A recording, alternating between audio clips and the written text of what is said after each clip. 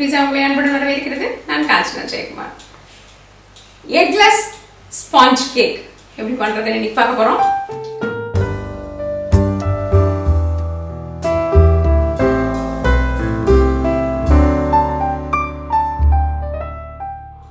ரொம்பவே மெத்துன்னு அருமையான ஒரு சாப்பிட்றதுக்கு நல்ல இதமான ஒரு கேக்கு, முட்டையே போடாம எப்படி பண்ணலாம் அப்படின்றது தான் இன்னைக்கு நம்மளுடைய வீடியோ. இந்த கேக் நம்ம பண்ணிட்டோம்னா இதுக்கப்புறமா நம்ம இது மேல fresh cream icing, butter cream icing, chocolate icing அப்படின்னு விதவிதமா நம்ம மனசுக்கு பிடிச்ச மாதிரியான ஐசிங்லாம் பண்ணி சாப்பிட்றதுக்கு ரொம்ப வசதியான, இப்படி பல விதமான கேக் பண்றதுக்கான அடிப்படையான முட்டை இல்லாத ஒரு மெத்தான ஸ்பாஞ்ச் கேக் பண்றத இப்ப பார்க்கலாம். 150 கிராம் மைதா, 75 கிராம் சோள மாவு, 40 கிராம் உருளைக்கிழங்கு மாவு அல்லது பொட்டேட்டோ ஸ்டார்ச் என்று கூறப்படுகிறது. இது கிடைக்கலன்னா நீங்க அதுக்கு பதிலாக சோள மாவே உபயோகப்படுத்திக்கலாம். 40 கிராம் கெட்டி தயிர், 30 கிராம் வெண்ணெய், 75 கிராம் எண்ணெய், 150 கிராம் சர்க்கரை, 1 தேக்கரண்டி வெனிலா எசன்ஸ், 1/4 தேக்கரண்டி உப்பு, 2 தேக்கரண்டி பேக்கிங் பவுடர், 1/2 தேக்கரண்டி பேக்கிங் சோடா, 200 மில்லிலிட்டர் பால், 2 மேஜை கரண்டி கண்டென்ஸ்ட் மில்க். நம்ம இப்போ கேக் தயார் பண்ண ஆரம்பிக்கலாம். அதுக்கு முன்னாடி உங்களுடைய அவன்களை 180 டிகிரி சென்டிகிரேட் அல்லது 360 டிகிரி ஃபாரன்ஹீட்ல ப்ரீஹீட் முன் சூடு பண்ணி வச்சுக்கோங்க.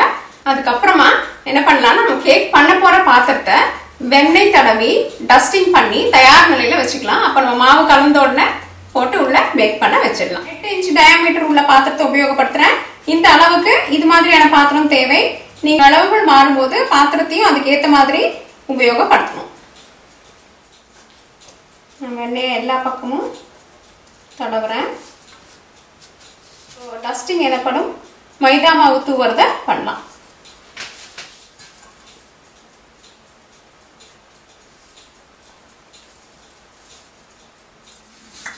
பக்கவாடுகள்லையும் மாவு நல்லா படணும். தாராளமா மாவு போட்டுக்கோங்க. மீதம் இருக்க மாவை எடுத்துடலாம். முழுவதுமா டஸ்டிங் பண்ணிட்டோம். இப்போ அதிகப்படியான மாவை எடுத்துடலாம்.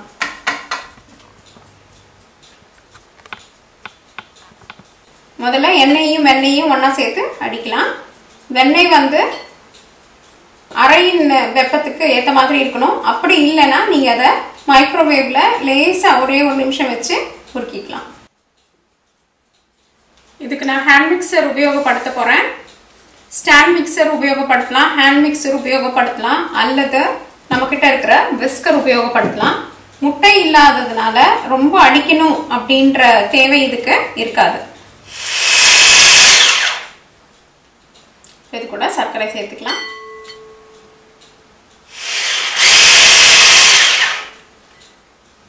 இப்போ கெட்டியான தயிர் சேர்த்துக்கலாம்.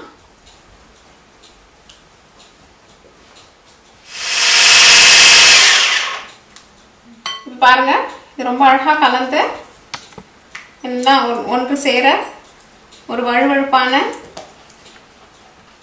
பதத்துல இருக்கு. இப்போ இது கூட நம்ம கண்டென்ஸ்டு மில்க் சேர்த்துக்கலாம். 2 மேஜை கரண்டி கண்டென்ஸ்டு மில்க்,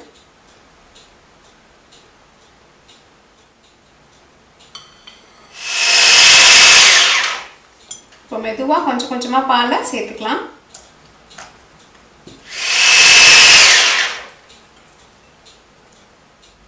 பாதி பால் சேர்த்துருக்கேன்.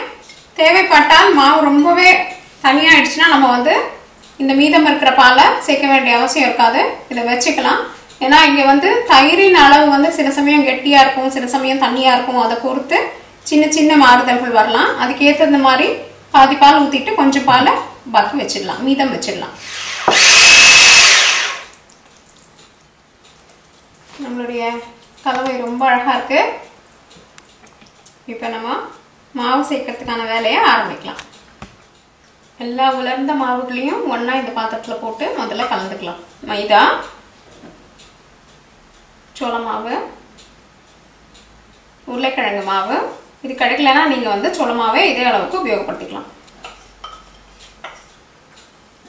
பேக்கிங் பவுடர், பேக்கிங் சோடா மற்றும் உப்பு. நல்லாவே கலந்துட்டோம் நம்மளுடைய உலர்ந்த பொருள் எல்லாம். அடுத்தது இதை ஒரு சல்லடை மூலியமா சலிச்சுட்டே நம்ம மாவு கூட சேர்த்துடலாம். சல்லடை மூலியமா எப்பவுமே போடுறது ரொம்ப நல்லது. ஏன்னா இதுக்குள்ளார காற்று புகும். அப்போ என்ன ஆகும், உங்களுடைய கேக் வந்து நல்லா எழும்பி மெத்துன்னு மேலே வரும். இன்னொன்று நல்லாவே எல்லா மாவும் கலந்துரும். பேக்கிங் பவுடர்லாம் போட்டுப்போம் இல்லைங்களா, அதெல்லாம் நல்லா சரிசமமாக கலக்கப்படும். அதனால் நம்ம வந்து இப்படி ஒரு சல்லடை மூலிமா அனுப்புறது எப்பவுமே நல்லது.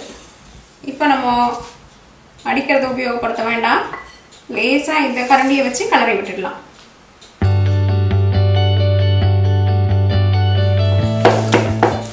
கையில் இருக்கிற மரக்கரண்டி வச்சு நல்லா கலக்கி விட்டுக்கோங்க. கொஞ்சம் கொஞ்சமாக பால் சேர்த்துக்கோங்க. இப்போ எசன்ஸ் சேர்த்துக்கலாம்.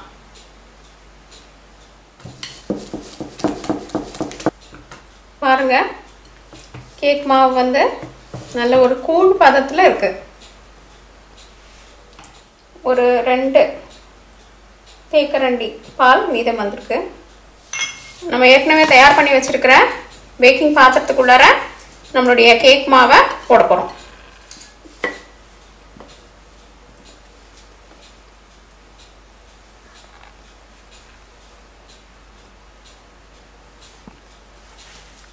மாவு முழுசாக பாத்திரத்துக்கு மாத்திர உடனே இதில் இருக்கிற காற்றை வெளியேற்றத்துக்காக லேசாக இதை இப்படி தட்டி கொடுத்துக்கோங்க.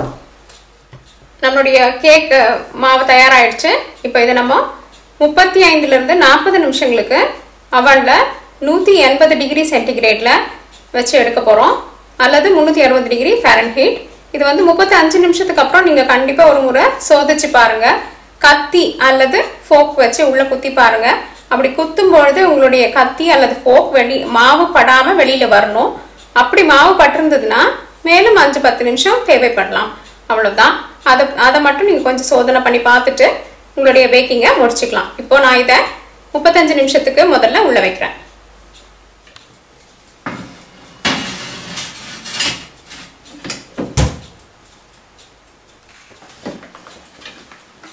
நிமிஷத்துக்கு அப்புறம் பார்த்தப்போ ஒட்டி இருந்தது. இப்போ லேசா திரும்பவும் பாருங்க, 40 நிமிஷத்துக்கு அப்புறம் உள்ள விடுறேன். இப்போ மாவு ஒட்டாம வந்திருக்கு. இதுதான் சரியான பக்குவம். பாருங்க, நம்மளுடைய கேக் ரொம்ப அருமையா பேக் ஆயிருக்கு. பாத்தீங்களா, நல்லா மேல பொங்கி எழுந்திருக்கு. இது வந்து நம்ம உங்களுக்கு ஞாபகம் இருக்கும்னு நினைக்கிற வீடியோ பாத்தீங்கன்னா இவ்வளவுதான். கால் பகுதிக்கும் கொஞ்சம் மேலதான் மாவு ஊத்திருந்தோம். நல்லா அப்படியே 2 மடங்கா மேலே எலும்பி வந்திருக்கு. இதுல இருந்து இந்த கேக் எவ்வளவு மெத்துன்னு இருக்குன்னு உங்களுக்கு புரியும்னு நினைக்கிறேன். இப்போ இதை வந்து அப்படியே ஒரு வயர் ரேக் மேல இந்த பாத்திரத்தோடயே வச்சிடுங்க. சரியா 20 நிமிஷம் கழிச்சு நம்ம இதை வந்து வேற தட்டுக்கு மாற்றலாம். இப்போ பாருங்க, சரியா 20 நிமிஷத்துக்கு அப்புறம் நல்லா குளிர்ந்திருக்கு நம்மளுடைய கேக். அதனால இப்போ நம்ம இந்த பாத்திரத்துல இருந்து எடுக்கலாம். ஒரு கத்தியை வச்சு இதோடைய பக்கவாட்டுகள்ல மெதுவாக இப்படி எடுத்து கொடுத்தீங்கன்னா இந்த கேக் கலந்து வந்துடும். அதுக்கப்புறமா இதை எடுக்கிறது ரொம்ப சுலபமா இருக்கும். பாத்தீங்களா, இந்த கேக் எவ்வளவு மெத்துன்னு ரொம்ப அழகா இருக்கு. இப்போ நான் இதை உங்களுக்கு வெட்டி காமிக்கிறேன். அப்போ அதுக்குள்ள இருக்கிற துளைகளை பார்த்தோன்னே உங்களுக்கு புரியும் கேக் எவ்வளவு எழும்பி இருக்கு, அப்போ எவ்வளவு மெத்துன்னு இருக்குன்னு.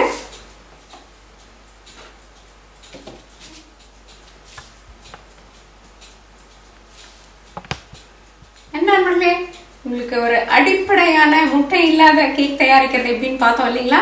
இது ரொம்பவே அருமையான ஒரு கேக் ஆகும். இதுக்கு மேல நீங்க விதவிதமா அலங்காரங்கள் பண்ணி நீங்க சாப்பிட்டு மகிழலாம். உங்களுக்கு இதுக்கு ஐசிங், ஃப்ரெஷ் கிரீம் ஐசிங் பார்க்கணும்னா நீங்க கிளிக் பண்ணுங்க. விதவிதமான ஐசிங்கோட நம்மளுடைய தோசை பீஸா தயாராகிட்டே இருக்கு. உங்களுக்கு இந்த வீடியோ ரொம்ப பிடிச்சிருந்தா லைக் அமுக்குங்க, சப்ஸ்கிரைப் பண்ணுங்க தோசை பீஸாக்கு. உங்களோட பிரிண்டபிள் ரெசிபிக்கு www.dosetpizza.com போங்க. பார்த்தமைக்கு நன்றி, வணக்கம். தோசை பீஸா என்று உங்கள் நாவிற்கும் வயிற்றிற்கும் நல்ல ரெசிபி.